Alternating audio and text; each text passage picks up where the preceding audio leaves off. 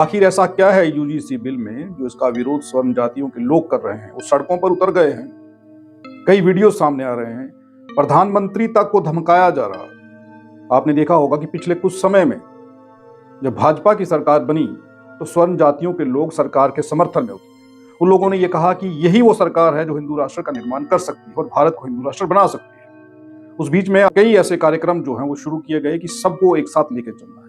धीरेन्द्र शास्त्री और ऐसे कई बाबा हैं जिन लोगों ने हिंदू राष्ट्र की मांग की और यह कहा कि कटोगे बटोगे तो कटोगे और जाति की करो विदाई, हम सब हिंदू भाई भाई, ये सब कहा जा रहा था और सबको एक मंच पर लाने की बात की जा रही थी। सब ठीक चल रहा था, कुछ भी नहीं हुआ था। जम्मू कश्मीर से लेकर के कन्याकुमारी तक हिंदू राष्ट्र की मांग को स्वर्ण लीड कर रहे थे और SC ST OBC समाज के लोग भी उनके साथ चल रहे थे, क्योंकि वो नहीं जानते थे कि अचानक से कुछ ऐसा होगा कि स्वर्ण समाज के लोग उसी सरकार के खिलाफ, उसी देश के प्रधानमंत्री और गृह मंत्री के खिलाफ हो जाएंगे जिनको वो किसी भगवान का अवतार मान रहे थे। लेकिन ऐसा हुआ कि 2026 आता है और 2026 में UGC बिल जो है वो सरकार लेकर के आती है। अब स्वर्ण अचानक से इसका विरोध करते हैं। अब ऐसे ऐसे पोस्ट डाले जा रहे हैं कि आप सोच करके हैरान हो जाएंगे। प्रधानमंत्री, गृह मंत्री, राष्ट्रपति तक को नहीं छोड़ा जा रहा, उनकी जातियां गिनाई जा रही हैं। पहले किसी को उनकी जाति नहीं दिखी क्योंकि वो हिंदू राष्ट्र की बात कर रहे थे, लेकिन जैसे ही उन्होंने UGC कानून लाया, आखिर इस कानून को लेकर के स्वर्णों में इतना गुस्सा क्यों आ गया? अब इस कानून में क्या है? यूनिवर्सिटी में जो छात्र पढ़ते हैं, कॉलेज में जो छात्र पढ़ते हैं, वहां पर दलित और पिछड़े और ST समाज के जो बच्चे हैं, SC ST OBC, उनके साथ अगर जातिवाद वहां पर होता है या उनकी रैगिंग कोई करता है, ऐसा कुछ होता है, तो तुरंत कार्रवाई होगी। कि स्वर्ण जाति के लोग कह रहे हैं कि हम लोगों के बच्चों को अब पढ़ने से रोक रही है सरकार। और बताइए कि कोई व्यक्ति जिसकी मंशा गलत ना हो वो ऐसे कानून का विरोध क्यों करेगा? एक वीडियो आप पहले सुनिए। इस वीडियो में व्यक्ति कह रहा है कि मैं स्वर्ण हूं और स्वर्णों का स्वभाव कैसा होता है, सुनिए।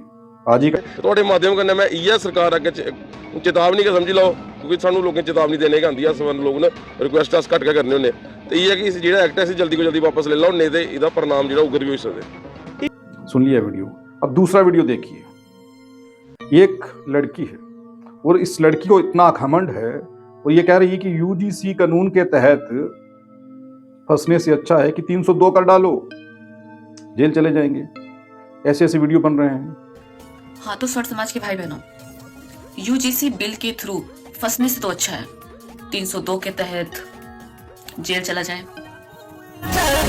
UGC कानून लाया सरकार ने और 302 करके मारेंगे ये दलित को। दलित का कसूर क्या है? सरकार ने जो सर्वे किया होगा, जो यूनिवर्सिटीज और कॉलेजेस में हो रहा होगा, उसके आधार पर तो ये कानून आया होगा। सरकार का विरोध करना ठीक है, लेकिन दलितों के खिलाफ, पिछड़ों के खिलाफ, ST समाज के खिलाफ भद्दी भद्दी टिप्पणियां करना, 302 करके जेल जाना अच्छा है, ऐसा कहना, तो ये साफ कर रहा है कि आपकी मंशा क्या है। इसीलिए आप ऐसा कर रहे हैं, ऐसा लग रहा है। एक वीडियो और सामने आया। डॉक्टर जितेंद्र सिंह जो सांसद हैं और युगल किशोर शर्मा जो सांसद हैं, उन दोनों को उनकी जाति गिनाई जा रही है और कह रहे हैं कि इस कानून का विरोध करिए। मैं खास करके डॉक्टर जितेंद्र सिंह को नहीं आखना चाहना जुगल किशोर हो रही तो MP हो और जनरल कोटे MP हो। एक तो ब्राह्मण समाज चाहो, दूसरा राजपूत समाज चाहो, थोड़े मुंह में मट्ठा जमीया। एक कम करो, जनरल समाज आ रही किट्ठा करिए नहीं जहर दियो, खत्म करो ही नहीं, थोड़ा टेंटा मुक जा, थोड़ी राजनीति खत्म हो जा। और यार बड़े दुख की गल है, अं थोड़ी इस चीजा पर कोई नहीं बोला है। आई है 2026 एक्ट है, ये आया जी UGC विश्वविद्यालय के छोड़ हो जा जातिगत टिप्पणी विश्वविद्यालय जिते बच्चे अपना फ्यूचर सिक्योर करने जाते उते छोड़ हो जानी, उते जातिगत टिप्पणियां हुई। अबे यार अगर चीजा कुछ है ना, एक ग्रास रूट उपर नहीं अज भी ग्रां जेके 5वीं 8वीं के स्कूल उत्थे कुदे हो सकदियां, साढ़े इस इलाके च नहीं है। हुण बाहर के गल ऐसी जानिया पता, लेकिन यार तुसे ते बेड़ा गर्क करने ऊपर तुली रहे हो। व्यक्ति बोल रहा है, वो जम्मू के दोनों सांसद जुगल किशोर शर्मा और डॉक्टर जितेंद्र सिंह, इन दोनों की जाति का वास्ता देकर के ये कह रहा है कि कुछ करिए, इस कानून को वापस लीजिए। अब बताइए कि जाति को लेकर क्या बात कर रहे हैं? जातिवाद कैसे ना हो, यही तो है जातिवाद। और कई आप सोचिए कि जो अच्छे शहरी होते हैं, जब आपके इलाके में एक पुलिस पोस्ट बनती है या फिर पुलिस स्टेशन बनता है, तो शहर के लोग या उस इलाके के लोग खुश होते हैं कि अब क्राइम रेट कम होगा। अब उस पुलिस स्टेशन से किन लोगों को तकलीफ होती है, उस पुलिस स्टेशन से दिक्कत किन लोगों को होती है। सोशल मीडिया पर ये जो लोग लिख रहे हैं या ये जो लोग रील्स डाल रहे हैं, उसके अंदर की भाषा और इनकी मंशा साफ दिख रही है। अब सोचिए, कानून लेकर के आती है सरकार, मोदी सरकार, वही मोदी सरकार जिस मोदी सरकार का खुलकर के स्वर्ण जाति के लोग समर्थन कर रहे थे और सभी SC ST OBC लोगों को भी कह रहे थे कि इससे बढ़िया प्रधानमंत्री देश को मिल ही नहीं सकता, यही विश्व गुरु बनाएंगे भारत को, यही हिंदू राष्ट्र बनाएंगे भारत को। तो वैसा क्या हो गया? अब ऐसे ऐसे पोस्ट डाले जा रहे हैं कि 95% लोग नरेंद्र मोदी को पसंद नहीं कर रहे, उन्हें कुर्सी छोड़ देनी चाहिए, उन्हें रिटायरमेंट ले लेनी चाहिए। ऐसे ऐसे पोस्ट डाले जा रहे हैं जिसमें ब्राह्मण, क्षत्रिय और वैश्य, इन तीनों को अलग करके दिखाया जा रहा है कि इन लोगों के बच्चों का भविष्य खतरे में। SC ST एक्ट को इसके साथ जोड़ करके दिखाया जा रहा है कि फेक केस होते रहे। और SC ST समुदाय में SC ST जो हिंदू ही है, हिंदू से अलग नहीं है, लेकिन हिंदुओं को अलग करने के लिए SC ST से एक कानून बना दिया। उसका परिणाम यह हुआ कि हिंदू समाज में SC और ST निकल करके कहने लगे कि हमको यदि किसी ने किसी कारण से भी कुछ कहा और नहीं भी कुछ कहा, लेकिन अगर हम उससे नाराज हो जाएंगे, हमें खुंदक निकालनी होगी, किसी और विषय में हमको बदला लेना होगा, तो SC और ST को आधार बना करके हम जनरल लोगों को, ब्राह्मणों को, क्षत्रियों को, वैश्यों को हम जेल की सलाखों के पीछे झूठा आरोप लगा करके भेज सकते हैं। उसी काम को पुनः दोहराया गया। SC ST और OBC को हिंदुओं से अलग खड़ा करके उसके विरोध में खड़ा कर दिया। यानी अब किसी भी विश्वविद्यालय में, किसी भी इंस्टीट्यूट में भाई साहब कह रहे हैं SC ST के लोग बैठे, तो क्या SC ST के लोग हिंदू नहीं है क्या? अरे SC ST के लोग तो ज्यादा हिंदू है, क्योंकि जब जब हिंदुओं पर आज आई तो SC ST ने बचाया, बिजनेसमैन ने पैसा दिया, क्षत्रियों ने लड़ाइयां लड़ी, लेकिन SC ST के लोग वॉरियर बनकर के खड़े हुए थे। आज हमको लगता है कि SC ST के लोग नाराज ना हो जाए, कोई नाराज होने वाला नहीं है, वही नाराज होने वाला है जिसको झूठी राजनीति की रोटियां सेकनी है। अगर ये कानून आ रहा है, अगर आप गलत नहीं करते तो आपको डरना नहीं चाहिए, आपको इस कानून का स्वागत करना चाहिए। अब थोड़ा पीछे चलते हैं, 90 के दशक में जब मंडल कमीशन बन रहा था, तो मंडल कमीशन का विरोध किसने किया? कौन लोग थे? उस वक्त भी मंडल कमीशन का विरोध करने वाले स्वर्ण जाति के लोग थे, और आज भी UGC का विरोध करने वाले स्वर्ण जाति के लोग हैं। आप ये सोचिए कि अगर हिंदू राष्ट्र बनता तो फिर क्या होता? ये तो UGC ने सारी पोल खोल के रख दी। अगर SC ST OBC समाज के लोग आप ही के लोग हैं, आप ही के भाई बंधु हैं, तो उनसे इतनी जेलस क्यों, तकलीफ क्यों? आप ये कहिए कि इस कानून का होना बहुत जरूरी था ताकि इनके ऊपर कोई अत्याचार ना हो। अब दलितों के हक में जब कोई कानून बनता है उसका विरोध होता है। अगर दलितों को, SC ST OBC को आरक्षण मिला तो उसका विरोध। अगर SC ST समाज के लिए, उनको उनकी सुरक्षा के लिए SC ST एट्रोसिटी एक्ट बना तो उसका विरोध। अब UGC कानून बना तो उसका विरोध। स्वर्ण जाति के लोग कर रहे हैं। मंडल कमीशन जब बना तब विरोध। SC ST एट्रोसिटी एक्ट बनता है तब विरोध। दलितों को, पिछड़ों को अगर आरक्षण मिलता है उसका विरोध। आप लोगों को, स्वर्ण जाति के लोगों को EWS मिला, क्यों विरोध नहीं करते? छोड़ दीजिए। आपको आरक्षण चाहिए EWS के नाम से, और जनरल कोटे में भी आप ही को सब कुछ चाहिए। तो अगर दलितों, पिछड़ों को, इनको अगर कुछ मिल जाए तो तकलीफ किस चीज की है?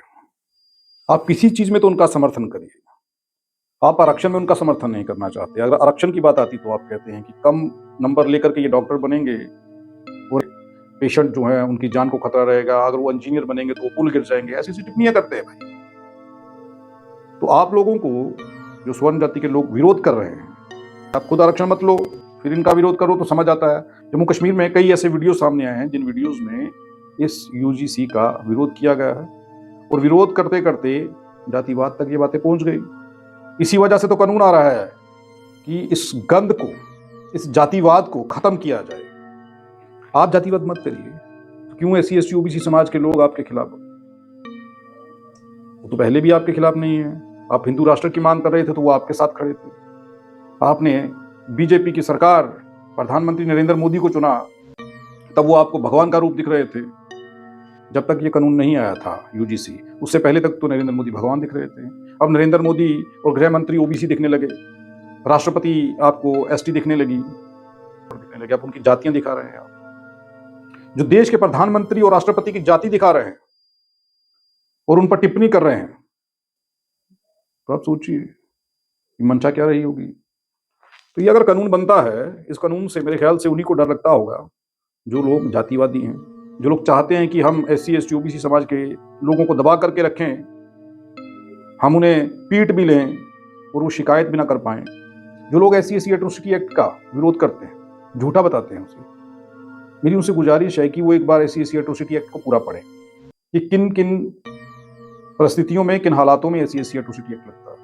जनरल कैटेगरी पर भी SC ST और OBC का अधिकार होगा, ये सुप्रीम कोर्ट ने फैसला सुना है। इसका मतलब ये है कि यदि वो SC ST OBC वाले अपने आवश्यकता से ज्यादा नंबर लाते हैं तो जनरल कैटेगरी वाले को लात मार के उस कैटेगरी से हटा के उनका सीट SC ST OBC वाले को दे दिया जाएगा। बाकी जब कम नंबर लाते हैं तो -40 पे तो सिलेक्शन हो ही रहा है। कुल मिलाकर ये है कि जनरल कैटेगरी वाले अब तुम लोग झाड़ू पोछा करो, लैट्रिन साफ करो, दलितों का, SC ST आदिवासियों का, और जो है जितना भी 5000 साल पहले तुम लोग इनसे करवाए हो, अब हमारे मोदी चाचा यानी पंत प्रधान इसका बराबरी हिस्सा लेंगे। 5000 साल तक तुम जनरल कैटेगरी वालों से लैट्रिन साफ करवाएंगे, पोछा करवाएंगे, झाड़ू करवाएंगे, बर्तन करवाएंगे। इसके बाद जो तुम लोग को पानी नहीं पीने दिया जाएगा, जो है तुम्हारे आगे हाड़ी बना जाएगा, पीछे झाड़ू लटकाया जाएगा। जब ये पूरा 5000 साल पूरा हो जाएगा, इसके बाद तब हिंदू राष्ट्र की स्थापना होगी। कुल मिलाकर ये है, तुम लोग अब अपने दिमाग में डाल लो, अपने आने वाले बच्चों को पढ़ाई के अलावा इन सब कामों में निपुण करो, ताकि जो है बाद में उनको नौकरी मिल सके। दलितों के यहाँ भाई झाड़ू पोछा करना सिखाओ, लैट्रिन कैसे साफ किया जाता है वो सिखाओ, पानी पिए बिना 5000 साल कैसे जीना है ये सिखाओ, फिर इसके बाद जो है कैसे हाड़ी लटकाना है, पीछे जो झाड़ू बनना है, ये सब सिखाना अभी से शुरू करो। तो बोलो भैरव जी महाराज। देश कॉन्स्टिट्यूशन से चल रहा है, ये किसी ऐसी किताब से नहीं चल रहा जो किताब ये कहती हो इसे इतनी यातनाएं दो कि बोलना पाए, ऐसा नहीं है भाई।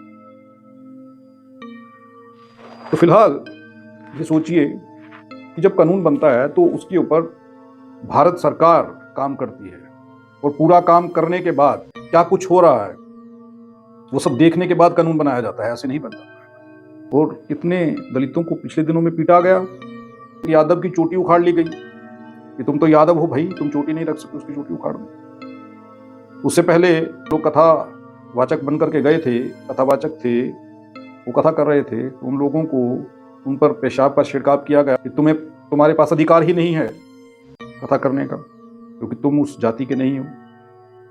तो अगर ऐसी हरकतों को, या फिर जैसे किसी दलित का विवाह होता है, शादी होती है, वो घोड़ी पर बैठ के जाता है, जम्मू में तो नहीं, बाहर की घटनाएं हैं ये, यहाँ से ये बात शुरू हुई है UGC की, तो जम्मू में पहुंची है तो बात करना ज़रूरी है। क्योंकि अब जब यहाँ से लोग ऐसे लोगों का समर्थन करेंगे कि जो क्रिमिनल माइंड के हैं, जो चाहते हैं कि दलितों को, पिछड़ों को दबा करके रखा जाए, मारा जाए, पीटा जाए, जब उनका समर्थन करेंगे तो ये चीज़ें कहना ज़रूरी है। जब घोड़ी पर बैठने पर उन लोगों की बारात के ऊपर हमला कर दिया जाता है, जब एक छोटा बच्चा राजस्थान का पानी पीने के लिए मटके के पास चला जाए तो उस बच्चे की मार करके उसकी जान ले ली जाती है, जब ये ऐसी घटनाएं सामने आती हैं तो फिर ऐसे कानूनों की ज़रूरत है।